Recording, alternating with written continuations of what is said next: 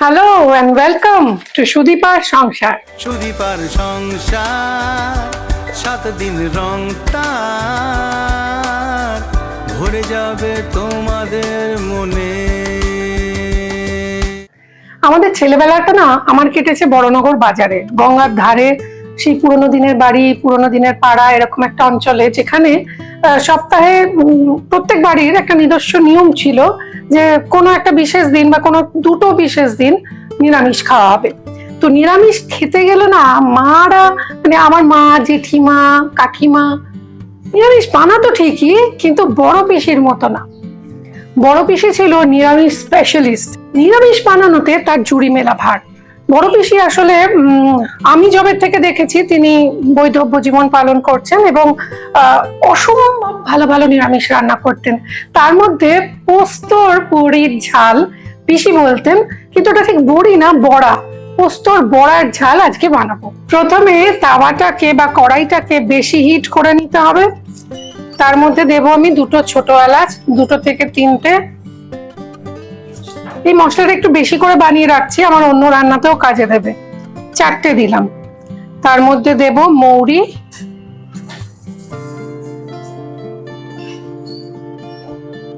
গোটা ধনে,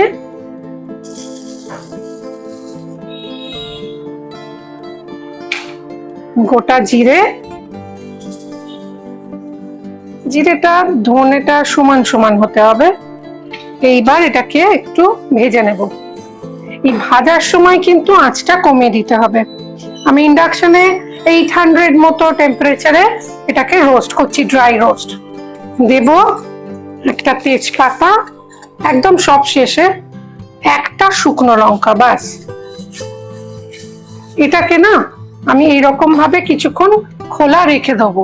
মানে এটাকে অনেকক্ষণ ধরে রোস্ট করে সঙ্গে সঙ্গে গুঁড়ো করলে হবে না, এটাকে আমি একটা জায়গায় একটু ঢেলে রাখি।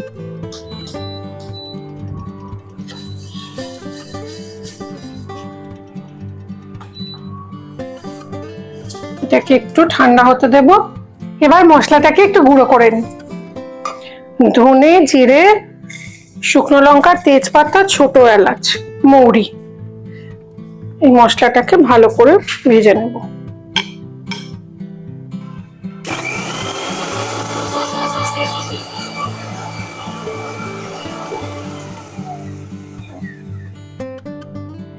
এইবার দেখুন মশলাটা একদম গুঁড়ো হয়ে গিয়েছে। এবার ওই মশলার জারটা ধোয়ার দরকার নেই, ওর মধ্যে আমরা একে একে দেব পোস্ত। পোস্তর যা দাম, এটাতে মানে যা পোস্ত লাগে তার চেয়ে কম লাগবে। কেন দেখাচ্ছি, এই ট্রিকটা আপনারা বাড়িতে অন্যান্য আলু পোস্ত বানানোর সময় করতে পারেন। সেটা হচ্ছে পোস্তর সঙ্গে সাদা তিল মিশিয়ে দেওয়া, তাহলে পোস্তটা পরিমাণে বাড়বে। এবং দিয়েই দিই, প্রথমে এটাকে ড্রাই গুঁড়ো করে নিই।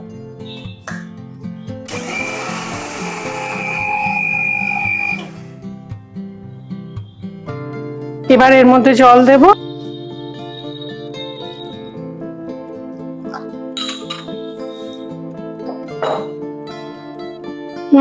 দুটো কাঁচা লঙ্কা,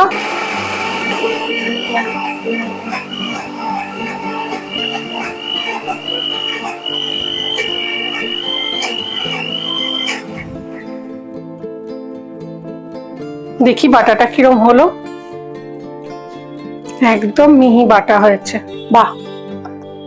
এবার একটা মিক্সিং বোল নিই, এর মধ্যে এটাকে নামাবো। একদম দেখুন মিহি পেস্ট হয়েছে।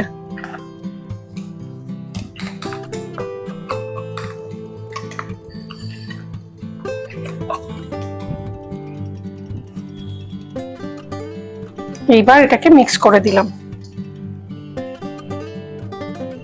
বাস রেডি। এবার একটু সাদা তেল গরম করব। সাদা তেলে খাবেন না সর্ষের তেলে খাবেন?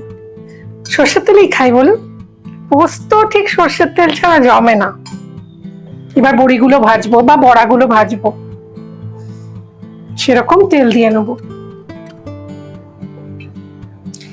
এটা যদি এমনি ভেজে খেতে হয় আপনারা সেকেও খেতে পারেন অল্প তেলে, তবে এক্ষেত্রে আমাকে একটু ভাজতে হবে, বেশি তেল লাগবে।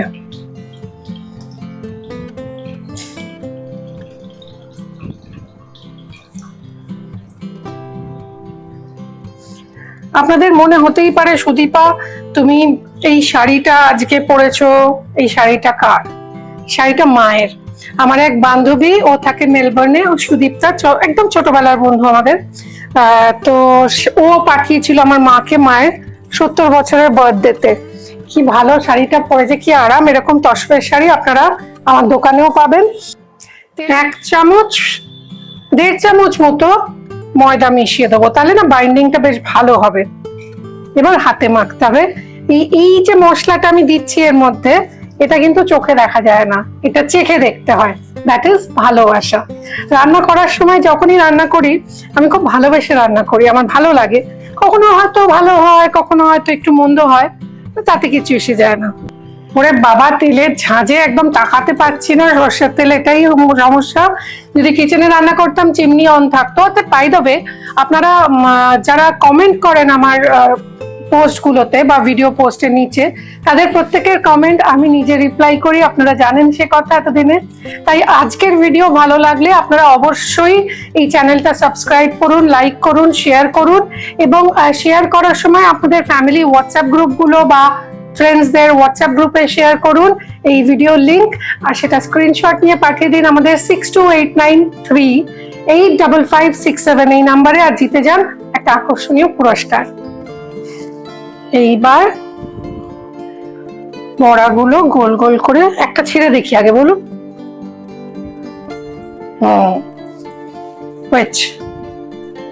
এগুলো না চ্যাপটা চ্যাপটা হয় না, একটু গোল গোল করলে গ্রেভিটা ভালো ঢোকে ভেতরে, খেতেও ভালো লাগে। ময়দাটা এই কারণে দিলাম যে বাইন্ডিংটা ভালো হবে, এবং এরপর যখন গ্রেভিটার মধ্যে ঢুকবে তখন সফট হবে ভেতরটা। সেই জন্য আগেকার দিনের বাবুরা দুপুরবেলা অফিস থেকে বাড়িতে খেতে আসতেন এই পোস্তর টানেই। কত রকমের পোস্ত যে হয় বলুন, টমেটো পোস্ত, পেঁয়াজ পোস্ত, ঝিঙে আলু পোস্ত, চিংড়ি পোস্ত।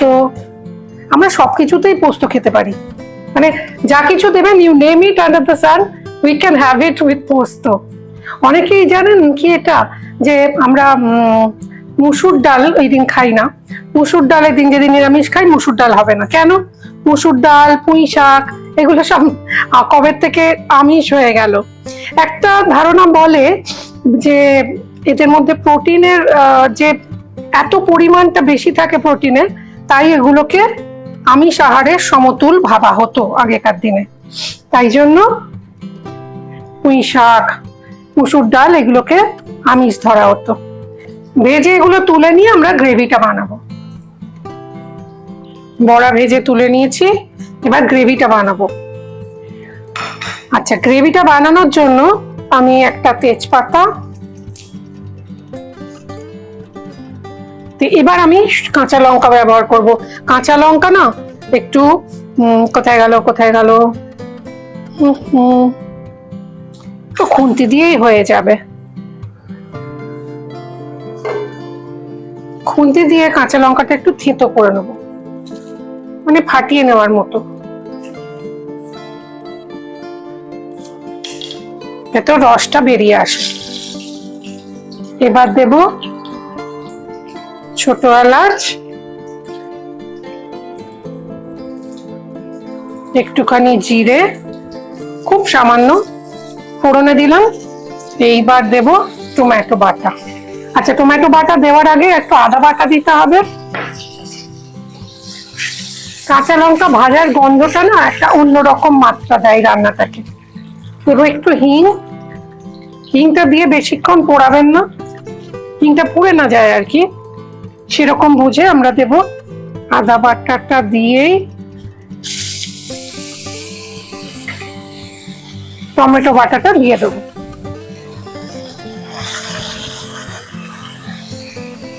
আদা দেখবেন ভীষণ ফাটে, তো আমি খুব ভয় পাই, তাই জন্য আদা দিয়েই আমি সবসময় টমেটো বাটা বা টমেটোর টুকরো দিয়ে দেবেন, তাহলে গায়ে ছিটকে আসবে না।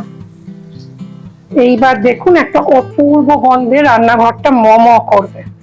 এইটা যখন এরকম কষানো অবস্থাতেই, মানে তরল থাকা অবস্থাতেই আমি গুঁড়ো মশলাগুলো দেব। ভেরি সিম্পল মশলা, সব বাড়িতেই পাওয়া যায়। কি ভালো ইংরাজি বলছি। হলুদ গুঁড়ো,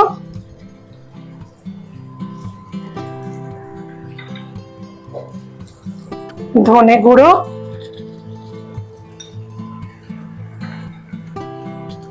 জিরে গুঁড়ো,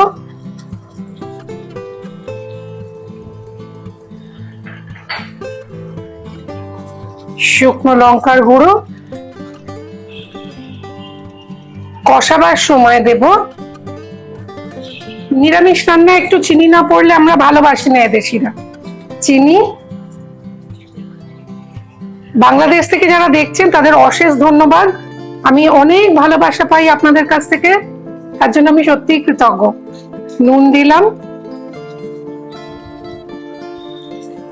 আমি মাপটা বলতে পারি না, তার কারণ হচ্ছে আমি আন্দাজে রান্না করি। This is the problem with me. আমি তো রান্না শিখিনি সেই অর্থে ক্লাস করে বা হোটেল ম্যানেজমেন্ট পড়েও আসিনি, ফলে আমি রান্নাটা প্যাশন থেকে, ভালোবাসা থেকে, রান্নাঘর করতে করতে শেখা। তার ফলে আমার রান্নায় একটু এটা একটা সমস্যা বড়। এটা একটু ভালো করে কষাতে হবে। হ্যাঁ, মানে কাঁচা টমেটোর গন্ধ, কাঁচা আদার গন্ধ কিন্তু রান্নাটাকে একদম শেষ করে দিতে পারে। এবার ওই যে ভাজা মশলাটা রেখেছিলাম ওইটা একটু দেব। এবার ওই ভাজা মশলা একটু দেব। কি কি ছিল রিওয়াইন্ড করে দেখে নিতে পারেন। আর একটু লাস্টে নামানোর আগে দেব, কারণ গ্রেভিটা আমার একটু চাই।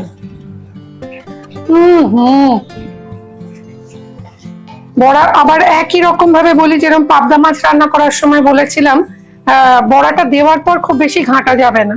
আর যদি আপনি অনেকের জন্য বানান, তাহলে যেটা হবে, আপনি একটা জায়গায় ভেজে জিনিসটা যে পাত্রের মধ্যে দেবেন, সেখানে বড়াগুলো সাজিয়ে রেখে ওপর থেকে গ্রেভিটা দিয়ে দেবেন, দ্যাটস অল।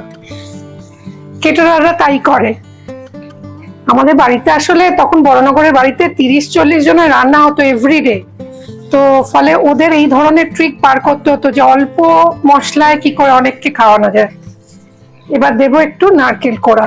নারকেল কোড়াটা না কাঁচা থাকলে অতটা ভালো লাগবে না, আমি চাই গ্রেভি একটু বডি পাক, কারণ দেখুন টমেটো ছাড়া সেই অর্থে কিছু নেই যেটা গ্রেভিকে বডি দেবে। পেঁয়াজ বাটা নেই, রসুন বাটা নেই, কাজু বাদাম বাটা, কিশমিশ বাটা, এইসব কিচ্ছু নেই, চারমগজ বাটা। এটা খুব ঘরোয়া রান্না এবং অনেক দিনের পুরনো রান্না, সুতানুটি স্পেশাল বলা যেতে পারে। এটার মধ্যে অনেক সময় আমি যখন গরমকালে খাই, খুব গরম পড়ে, তখন না একটুখানি নামানোর পর দুটো গন্ধরাজ লেবুর পাতা দিয়ে দিই, ঢাকা দিয়ে দিই, তাহলে একটা অদ্ভুত সুন্দর গন্ধ আসে।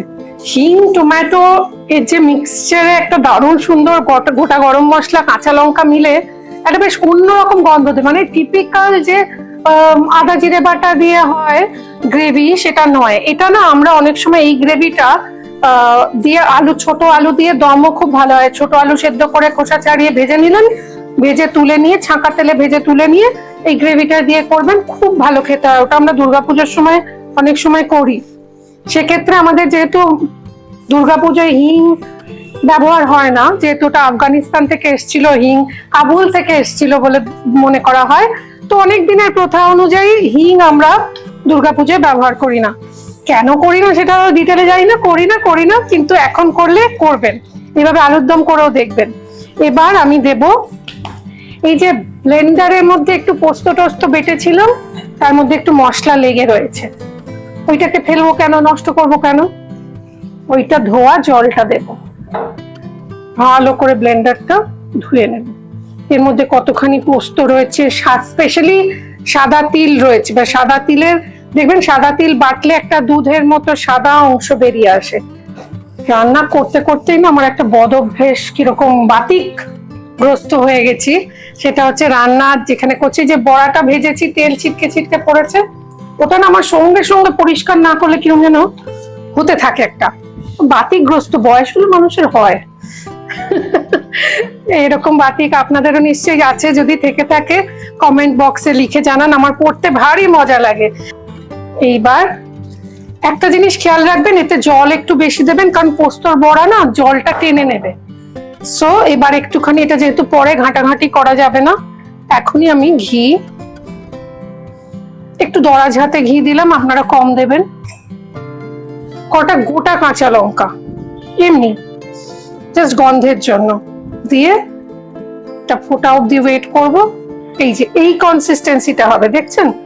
পাতলা একদম ট্যালট্যালে ঝোলের মতো না, মাছের ঝোলের মতো না, আবার গ্রেভির মতো থকথকেও না। ফলে এইটা কি ভালো খেতে হবে। ইয়েস, সরি, এক্সাইটমেন্টটা ধরে রাখতে পারি না আর কি। যখন রান্নাটা মনের মতো হয়, বলুন আপনাদেরও তো মনের ভেতর এরকম হয়, তাই না? যখন আপনি নিজে বুঝতে পারছেন যে আপনি পারফেকশনের একদম কাছে পৌঁছে গেছেন, যদিও বড় পিসির মতো কোনোদিনই হবে না। পোস্ত বড়াটা হাতে নিলে বুঝতে পারবেন কত ফক ফক করছে, মানে একদম হালকা। বড়াগুলো দিয়ে দিলাম and the রান্না is done, almost done। এইবার এর ওপর একটুখানি এই যে ভাজা মশলা বানিয়ে রেখেছিলাম সেটা ছড়িয়ে দেবো। কোনো গরম মশলা গুঁড়ো টুড়ো দেবেন না, এটা নিজস্ব একটা স্বাদ আছে, সেটাই ভালো লাগে। আর এটাকে খুন্তি দিয়ে খুব বেশি নাড়াচাড়া করার দরকার নেই, ও নিজেই বসে যাবে। একটু স্ট্যান্ডিং টাইম দেবেন, ব্যাস গরমা গরম সার্ভ করবো।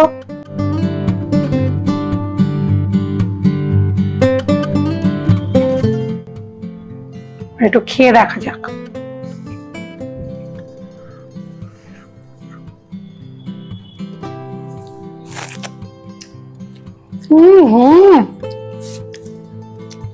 কেন জানি না আমার মনে হচ্ছে একটু মিষ্টি হতো, মিষ্টি আর একটু দিলে ভালো হতো, মানে এটা আমার টেস্ট বাড অনুযায়ী।